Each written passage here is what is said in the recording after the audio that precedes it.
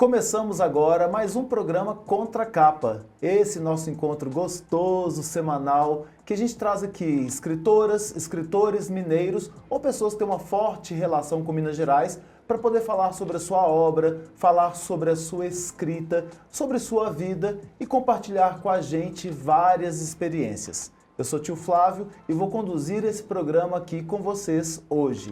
E hoje a gente recebe para conversar sobre um assunto muito interessante e importante a nossa querida escritora que vai nos falar aqui sobre o livro que lançou agora, que é a Luciana Leão. A Luciana está aqui para poder dividir as suas experiências com a gente. Por isso, Luciana, seja bem-vinda a esse espaço que é nosso da literatura e da vida também, né? Olá, inicialmente eu agradeço ao tio Flávio pela oportunidade de estar aqui hoje divulgando o livro Nosso Mundo, Minhas Histórias. O livro trata do tema da inclusão escolar e conta um pouco da trajetória do meu filho, Matheus, atualmente com 7 anos. O Matheus ele tem um diagnóstico de autismo e hipotonia muscular associada. A gente vai falar um pouquinho mais sobre esse assunto daqui a pouco, né? Mas a gente, para as pessoas que estão nos ouvindo, nos assistindo, saberem onde podem encontrar este programa, podem nos acompanhar no jornal Hoje em Dia, lá no nosso portal, e também na TV Promove, que é o canal 12 da Claro TV. Mas não só aí. As pessoas que perderem este programa ou que quiserem indicar para alguém, está lá no YouTube, Jornal Hoje em Dia BH. Mas estamos também na Rádio Web Hoje em Dia e nas rádios Alvorada FM, Difusora AM de Salinas, na Gorutubana de Janaúba, na Rádio Cidade FM de Corinto e na Rádio Eldorado de Sete Lagoas. A Luciana Leão, ela é defensora pública no estado de Minas Gerais, onde atua nas causas voltadas à defesa dos direitos humanos e sociais. Além de sua carreira na justiça, a Luciana é mãe de Lucas e Matheus, que foi diagnosticado com autismo e hipotonia muscular, que nós vamos saber o que é daqui a pouquinho, que ela vai nos falar sobre isso. A convivência com os desafios e as alegrias de criar um filho autista trouxe inspiração para escrever este livro, que é o livro que ela nos apresentou, Nosso Mundo, Minhas Histórias, com o intuito de educar e sensibilizar outras famílias e crianças sobre esse assunto. Então é sobre o Matheus, mas sobre várias outras crianças que a gente vai falar aqui também, mas falar especificamente da escola, dos ambientes que às vezes não estão preparados e a falta da informação, como que ela pode dificultar para uma família atípica, né, Luciana? Me conta aí sobre a história antes do nascimento do seu primeiro filho. Tio Flávio, o Matheus, ele nasceu de forma prematura, de 31 semanas, embora assim, todos os exames de pré-natal tenham sido feitos de forma regularmente, nenhum tipo de intercorrências, mas foi um susto, né, o nascimento dele com 31 semanas. E ele precisou ficar internado por 59 dias em razão de algumas intercorrências. E logo depois desse período, o Matheus, né, graças a Deus, teve alta, foi para casa. E com aproximadamente 7 meses de idade, nós descobrimos que ele estava com um fechamento precoce de um dos ossos do crânio. É o que se denomina de escafocefalia. E na época nós procuramos 2 neuropediatras, né? E um deles foi bastante incisivo. Olha, o seu filho precisa ser operado, né, com até 1 ano de idade, caso contrário, ele poderá ter sequelas irreversíveis. Então, né, eu acho que nenhuma mãe, nenhum pai espera, né, receber um diagnóstico assim tão cedo, né, da sua criança recém-nascida. Mas graças a Deus, nós oramos muito na época e Deus colocou o profissional certo, na hora certa, né, para que o Matheus fosse operado, né, e foi impressionante, foi só ele fazer essa cirurgia que assim, o crânio dele desinchou completamente. Então, ele, após essa cirurgia, ele ainda precisou ficar um tempo mais paralisado, sem fazer nenhum tipo de atividades, em razão da recuperação cirúrgica. Mas só aí já é traumático para todo mundo, porque é uma criança que tem que passar por uma cirurgia tão difícil assim, né? A família toda passando por aquilo junto com ele, e numa expectativa muito grande, porque uma criança, né? Justamente, e essa cirurgia, naquela ocasião, foi preciso colocar 25 placas absorvíveis dentro do ossinho, né? E tanto que ele tem hoje uma marquinha na cabeça, né, dos pontos. Mas graças a Deus desenvolveu super bem, nós né, oramos muito para que essa cirurgia ocorresse da melhor forma possível. E aí, com aproximadamente 1 ano e 2 meses, né, nós começamos a perceber alguns marcos do desenvolvimento do Matheus um pouco mais tardios, né? E o pediatra do Matheus, na ocasião, havia nos comentado, inclusive o pediatra é o avô dele, que ao que tudo indicava, o Matheus tem o diagnóstico do transtorno do espectro autista. E naquela ocasião, a minha primeira reação como mãe, eu confesso que foi de negação, né? Até porque ele estava muito novo, né? A gente tem a minha primeira reação foi de que ele estava em desenvolvimento, né? Eu acho que estaria muito novo ainda para ter esse diagnóstico ainda fechado. E o meu conhecimento na época sobre autismo era muito limitado. E aí, a partir do momento que eu começava a perceber, né, esses atrasos no marco de desenvolvimento dele, né, como o engatinhar, o caminhar, o andar, o atraso na vala, né, aí começou a acender aquela luzinha de mãe, né? E aí eu comecei a estudar sobre o transtorno do espectro autista. E aí, a partir do momento que eu comecei a perceber certas características do autismo no Matheus, as minhas dúvidas cessaram imediatamente, né? Então, prontamente nós iniciamos as terapias, né, que ele precisava à época. O Matheus, só voltando um pouco, logo no início do nascimento, já havia uma percepção da questão da hipotonia muscular dele, ele tinha uma fraqueza muscular. Pois é, o que é essa hipotonia? É justamente essa fraqueza muscular, por exemplo, ele não conseguia ficar com o pescoço apoiado, ele tinha dificuldade até mesmo de rolar na cama, né? Na época certa das crianças. Então, com aproximadamente 6 meses, até antes da cirurgia que ele se submeteu, nós já iniciamos as sessões de fisioterapia com ele. Aí paramos, né, para que ele pudesse fazer cirurgia, depois retomamos a fisioterapia, tanto que ele faz a fisioterapia até os dias atuais, né? Ele tem uma certa dificuldade, às vezes, no caminhar, ele tropeça com bastante frequência, então são questões assim, ele tem muita dificuldade para chutar uma bola, por exemplo, para pular, então são questões que a gente trabalha com ele, tem trabalhado com ele desde o seu nascimento, né? Mas graças a Deus ele tem tido um desenvolvimento muito bom. Então, logo no início, com 1 ano e alguns meses, poucos meses de idade, o pediatra já detectou a questão do autismo, né? Ele também tinha muita dificuldade de olhar nos olhinhos, né? Às vezes fazia alguns movimentos repetitivos. E aí eu fui me inteirando, estudando realmente sobre o transtorno do espectro autista, percebendo claramente algumas características típicas do autismo no Matheus. E aí, né, precisamos procurar os profissionais certos para que ele iniciasse as terapias certas, né? Para que ele pudesse se envolver e ter uma maior independência e autonomia na sua vida, né? Tanto na sua vida infantil, quanto na adolescência e na sua vida adulta. Então, essas terapias hoje, elas são muito importantes. O diagnóstico precoce ele é muito importante, porque quanto mais cedo a criança iniciar essas terapias, maiores as chances dela, né, de adquirir uma plena autonomia para as atividades da vida diária. E o Matheus foi desenvolvendo muito bem, graças a Deus, com todas as terapias a que ele se submete, né, ainda. E quando ele completou aproximadamente 5 anos, eu comecei a perceber que as crianças nessa idade, inclusive o próprio Matheus, elas começam a ficar mais observadoras, mais questionadoras, né? O próprio Matheus, certo dia, chegou para mim e falou assim: mamãe, por que a minha colega, e aí eu vou dar um nome fictício, tá? Por que a minha colega, a Marina, ela fica comendo massinha dentro de sala de aula?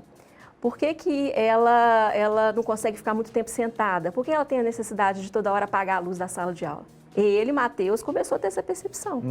E eu percebi que os colegas dele também tinham essa percepção de determinadas atitudes em relação a ele, né? Ele tem um hábito de andar muito na ponta dos pés. Ele tem uma certa dificuldade, às vezes, de comunicação, o que é muito típico, né, da criança autista. Às vezes é preciso. Ele verbaliza. Mas ele tem alguma dificuldade. Então, por exemplo, se a criança chegar, Matheus, qual que é o seu nome? Ele vai chegar, em geral, com outra pergunta para essa criança. Então, ele tem um hiperfoco, o Matheus, e até uma habilidade dele que eu acho assim incrível. Ele sabe tudo assim de rua, de bairro, de cidade. Então, se você der, por exemplo, o Google Maps para ele, sabe? Que ele tem muita atração. Ele vai sair da casa dele, vai até o Parque Guanabara, que ele frequenta, vai até o clube, tudo pela sul de Belo Horizonte. Então, isso assim, eu acho para a idade dele uma habilidade incrível. E a gente tem utilizado isso como pais, né, no nosso caso, para que ele possa desenvolver outras habilidades em cima dessa habilidade que ele possui, que é esse hiperfoco dele. Então, eu comecei a perceber também que as crianças, às vezes, começavam a questionar por que o Matheus, às vezes, anda muito na ponta dos pés, por que o Matheus, às vezes, não conversa com a gente, né? Da forma como, em tese, as crianças esperavam, né? E aí eu falei assim, gente, eu preciso agir, eu preciso mostrar para os colegas do Matheus que, a despeito dessas dificuldades, né, dessas limitações que ele possui, tanto em razão do autismo quanto da hipotonia muscular, ele também tem muitas habilidades. E aí me surgiu a ideia de escrever o livro, justamente em razão desse convívio com outras crianças. Eu preciso que as crianças compreendam o que é o autismo. Né? Nada melhor do que trabalhar na educação infantil conhecimentos, né, sobre esse transtorno, para que as crianças possam compreender melhor, porque às vezes ele tem determinados comportamentos em sala de aula, né? E aí me veio a ideia de escrever o livro, Nosso Mundo, Minhas Histórias. O livro, ele pode ser adquirido tanto de forma física, né, pela editora Sete Autores, quanto de forma totalmente gratuita no Instagram que nós criamos no intuito de divulgar informações sobre o autismo. Nós vamos colocar o Instagram também, mas já vamos até adiantar, já Ótimo. que as pessoas nós estamos nesse estágio aqui. O Instagram é o nome do livro, né? É o nome do livro. @nossomundo_minhas histórias. Isso, quem tiver interesse pode baixar o Instagram, pode baixar o livro digital pelo Instagram, é totalmente gratuito. A nossa ideia é de divulgar mesmo, né, as questões relativas ao autismo. Então, no primeiro capítulo do livro, tio Flávio, eu abordo uma matéria também que é super importante, que é a questão da vaga de estacionamento reservada às pessoas com deficiência. Quem Né? tem todo um contexto, né? Você tem, primeiro, o autismo é um espectro, ou seja, há várias diferenças, né, de manifestações. Então, quando a gente fala de uma característica de uma pessoa, pode ser não, existem diversas outras características diferentes em outras pessoas. Sim. E aí vem as questões relacionadas à vida prática, à vida do dia a dia. A gente estava conversando aqui, eu não sei uma estatística, mas quando uma família recebe um filho com uma doença rara, com uma deficiência, muitas vezes os pais abandonam esse filho com a mãe, né? E a mãe, ela ainda, além de lidar com aquilo que é novo para ela, ela ainda tem uma visão da sociedade de uma maneira distorcida, né? Que usa o filho para aquilo, muitas vezes isso. Ou se não, de uma maneira até que as pessoas querem até elogiar, mas fala, você é uma guerreira.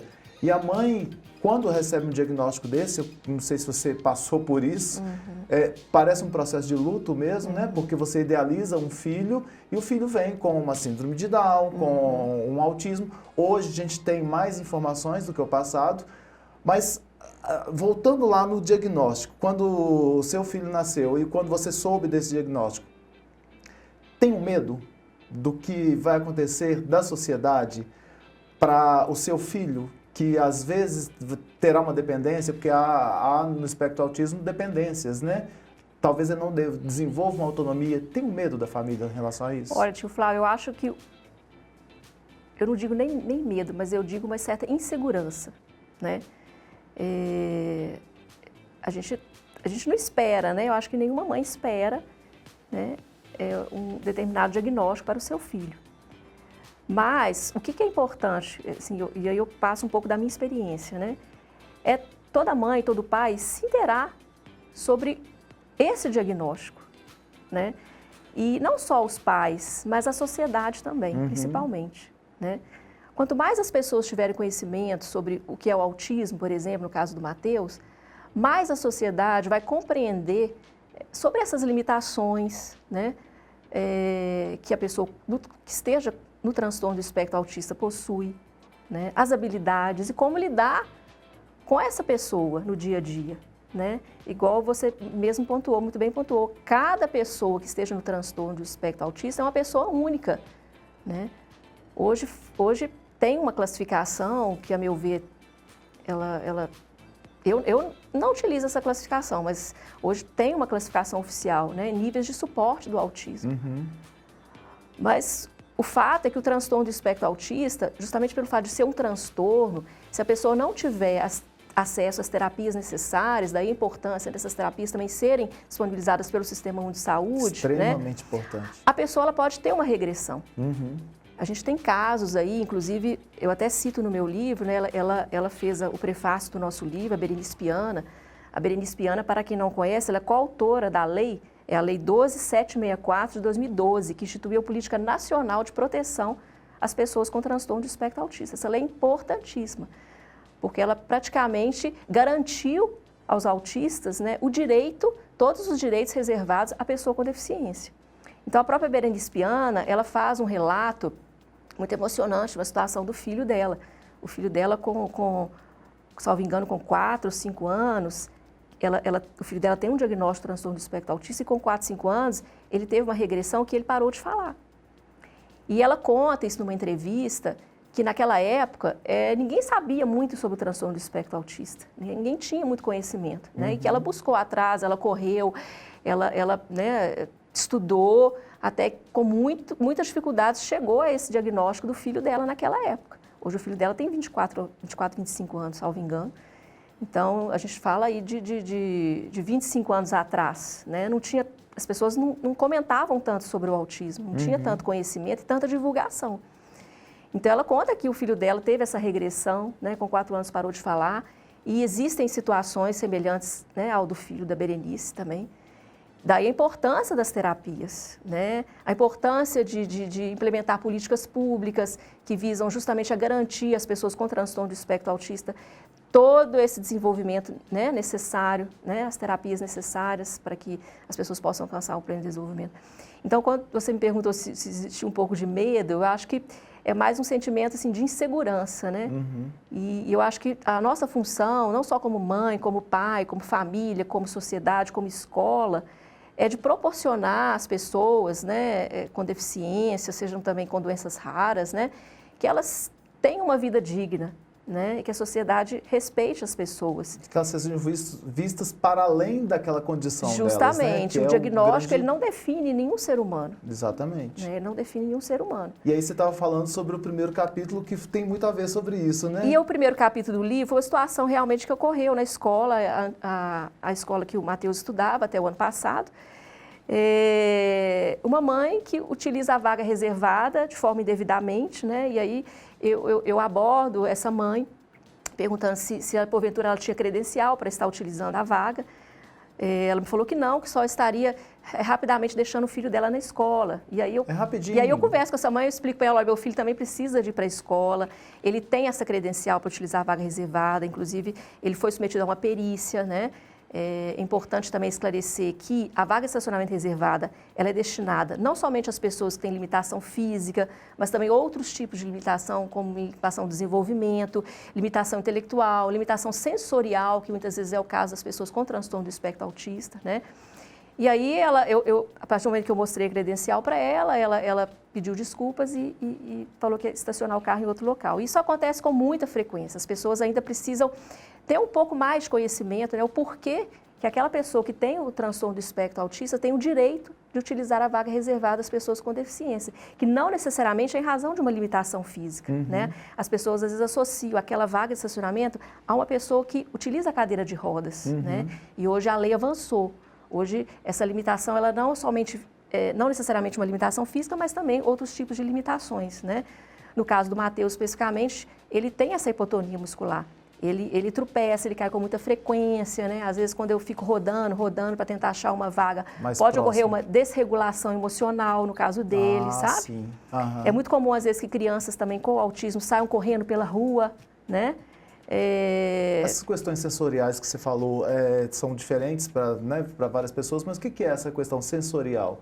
É muito barulho? Muito barulho. Tem pessoas que têm sensibilidade a ruídos, né? Quando o Matheus era mais novo, ele não podia ouvir barulho de liquidificador. Ele chegou a usar aquele abafador de sons? Não, né? No caso dele não precisou, não. Porque a gente vê pessoas na rua andando com abafador, né? Não é um aparelhinho de som, não, né? Às vezes é uma questão mesmo. de necessidade mesmo, E é interessante que como a gente, como sociedade, está tão despreparado que a gente olha para aquilo ali e ainda dá um sorrisinho. Estou falando a gente como sociedade, tá? Com um sorrisinho de que, olha que pessoa estranha, né? Olha que pessoa esquisita. Coloca as pessoas naquelas lacunas, né? Naquelas gavetinhas. Porque para nós a diversidade, para nós essas questões das pessoas diferentes, né? Somos todos diferentes.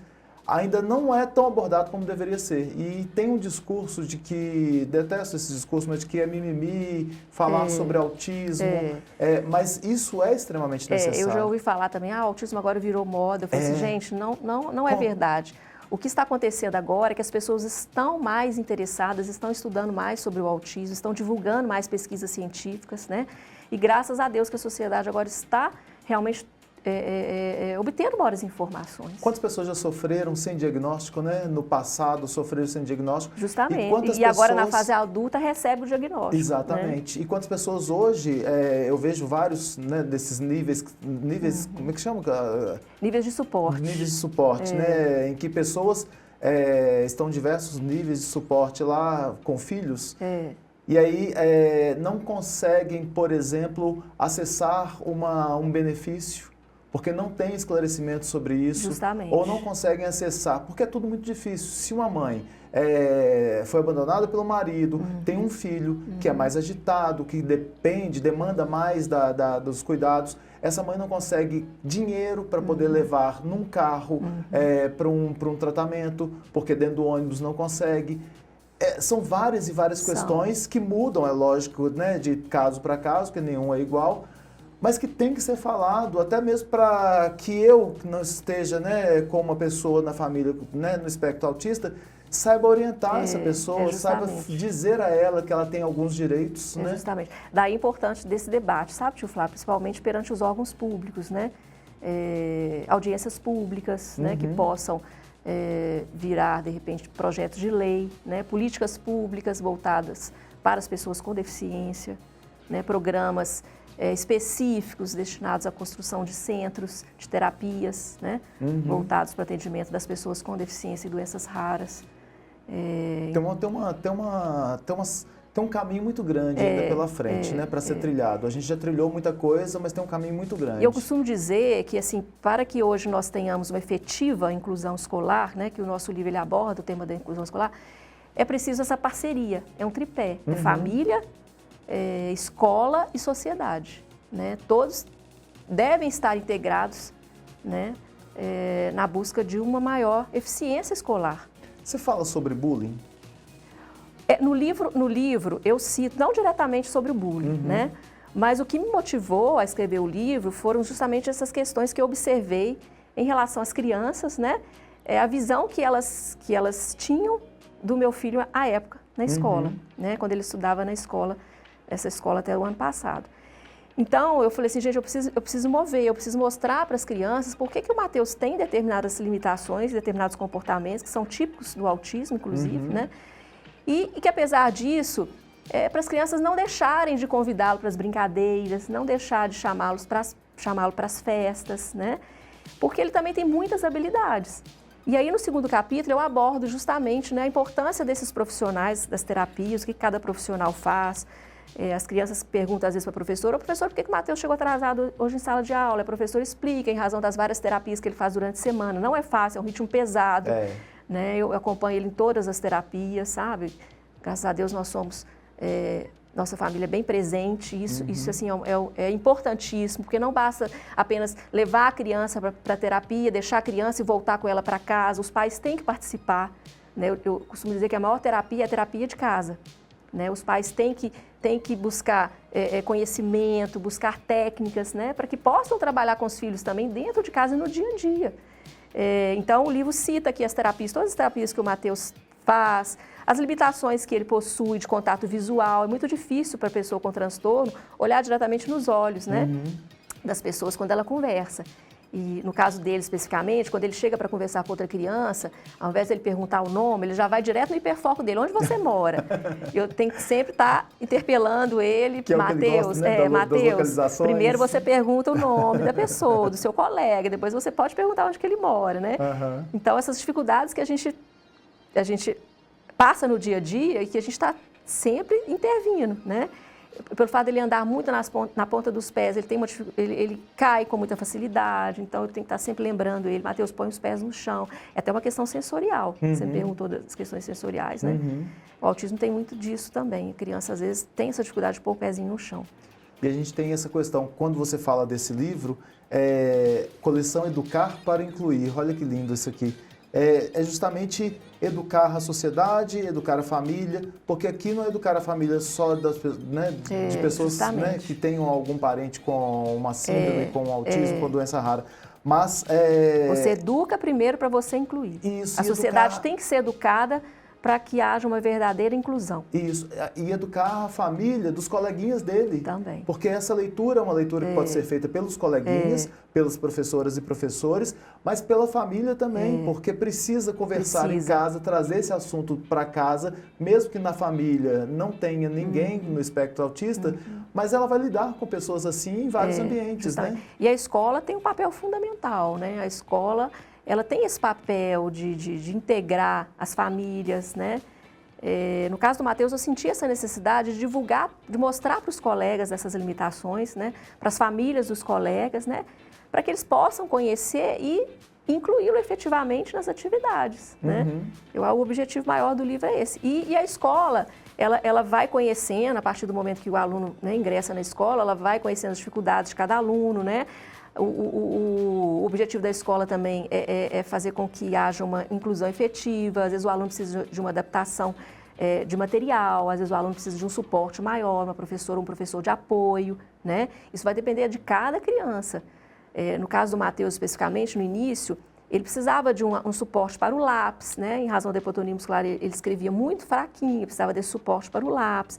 Ele precisava de uma professora de apoio para aquelas atividades que ele tinha maiores dificuldades na escola, né? E isso é verdadeira inclusão. Isso é a verdadeira inclusão, é a escola se adaptar para as necessidades de cada criança. E já tivemos tantos casos bem opostos, né, em que se fechava a porta. Ainda temos, infelizmente. Infelizmente, hoje a gente vê escolas negando matrícula, escolas cobrando a mais pelo professor de apoio, né? Por isso que a importância de divulgar, de fazer esses trabalhos de conscientização, convidar os representantes das escolas públicas particulares, da sociedade, né, para estar debatendo sobre o tema. E no segundo capítulo eu trato justamente dessas questões da adaptação dos materiais, né? Após eu explicar de uma forma bem didática o que é autismo para as crianças, né? Justamente usando esses exemplos do Matheus, as limitações, as habilidades que ele possui, a necessidade dos materiais, do professor de apoio, a importância do professor de apoio para aquela criança que realmente necessite, né? E até que no terceiro capítulo é justamente a saída da sala de aula, também é um fato verídico. O Matheus sai da escola com um coleguinha dele, e aí eu pergunto como é que foi o dia de hoje, né? E aí o coleguinha fala, a professora, ela colocou um espelho na nossa frente, no nosso rosto, e sugeriu que nós desenhássemos a nossa imagem, né? Mas o Matheus não conseguiu desenhar o rosto dele, o coleguinha me reportou isso na época. Aí eu pensei, eu falei assim, vou te utilizar também um nome fictício. Aliás, o nome do livro que eu utilizei aqui, eu acho que foi o Pedro. Pedro, mas eu tenho certeza que o Matheus, ele desenhou, mas do jeito dele, né? Da próxima vez, ainda está aprendendo a observar os detalhes ao desenhar. Da próxima vez, Pedro, você poderia sentar ao lado do Matheus para poder ajudá-lo, incentivá-lo, né? Então, o livro passa essa mensagem também de ajuda mútua entre os colegas, né? Porque isso é verdadeira inclusão, né? Então, a partir do momento que o colega entendeu da dificuldade do outro colega, que ele possa ajudá-lo, aquele colega que tem uma experiência maior, uma facilidade maior, que ele possa sentar ao lado daquele colega que tem essa dificuldade e ajudá-lo nas tarefas também do dia a dia. Então, no final do livro, ele passa a importância dessa ajuda mútua entre os colegas, independentemente de qualquer eventual diferença que possa existir entre eles.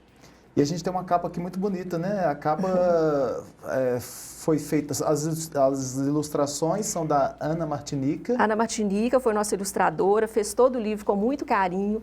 O livro ele extrai todo o contexto de vida do Matheus. Então, a capa aqui a gente tem a nossa família aqui na capa, né, que participou ativamente. O Matheus participou ativamente do livro. Mas fala aí quem são a nossa família. Bom, a nossa família, nós temos o personagem principal aqui, que é o Matheus, com uma luneta.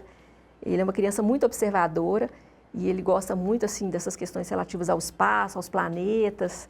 Então, por isso que a gente colocou também a capa direcionada a esse tema, né? Logo em seguida é o pai do Matheus, o Rodrigo. Abaixo da luneta sou eu. A Yasmin, a filha do Rodrigo, irmã dos meninos. O Lucas, meu filho mais novo. O Loche, nosso cachorrinho que foi adotado há uns 10 anos. Então, assim, todos os detalhes foram bem, assim, observados. A gente tem um cordão de girassol aqui próximo do passarinho, tio Flávio. O cordão de girassol, ele representa, né, as pessoas com deficiências ocultas. Ele tem uma previsão, inclusive, legal. Muito lindo ficou. E no livro eu abordo também como obter, né, a questão da credencial, da vaga de estacionamento reservada. As pessoas que tiverem interesse sobre o tema podem acessar o nosso Instagram. O tio Flávio vai passar depois o endereço. O objetivo desse Instagram foi justamente divulgar informações sobre o autismo. Lá eu posto algumas terapias, atividades coletivas que o Matheus faz, né, que possa eventualmente ajudar outras crianças. Posto as habilidades dele, ele gosta muito de cantar, ele tem uma facilidade enorme de memorizar e cantar. Então, o objetivo do Instagram é justamente de divulgar para as pessoas, né, sobre o transtorno do espectro autista e desmistificar qualquer tipo de informação equivocada sobre o tema. Espero que a gente tenha conseguido trazer também um pouquinho mais de informação para as pessoas, para que elas possam discutir isso em família, discutir na escola, discutir nos ambientes, que essa discussão faça parte das nossas pautas, né? De quem tem alguém na família no espectro autista, ou com alguma deficiência, ou com alguma doença rara, e de quem não tenha, porque estamos em sociedade, vivemos em sociedade, precisamos entender um pouco mais dessa sociedade em que vivemos. Luciana, muito obrigado pela sua presença aqui. Esse espaço está aberto para trazer novas ideias, para trazer novos livros. Use-o da forma que for adequada. Eu que agradeço a oportunidade do programa Contra a Capa, o convite do tio Flávio, e qualquer dúvida, qualquer esclarecimento, estarei à disposição. Nós ficamos por aqui e encontro vocês no próximo programa, no próximo episódio, que a gente vai falar sobre outro livro. Então, nos vemos lá.